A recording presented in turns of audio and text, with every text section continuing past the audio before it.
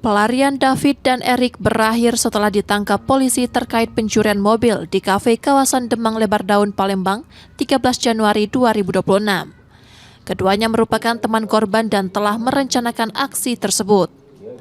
Modusnya pelaku merekayasa penjamretan untuk menguasai kunci mobil, lalu membawa kabur kendaraan saat korban menunggu di kafe.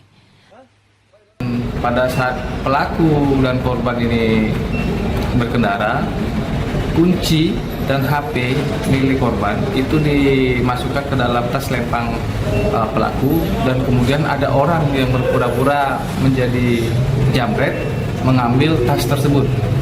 Kemudian pada selang waktu seminggu kemudian korban dan si pelaku inisial D ini bertemu terkait dengan kendaraan ataupun bertransaksi kendaraan, yang mana pada saat itu pelaku tidak datang.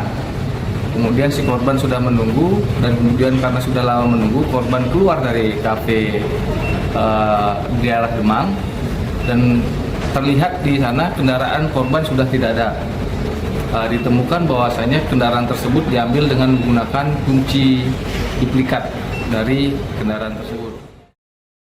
Satu pelaku lain masih diburu. Kini kedua tersangka ditahan di Mapolda Sumsel.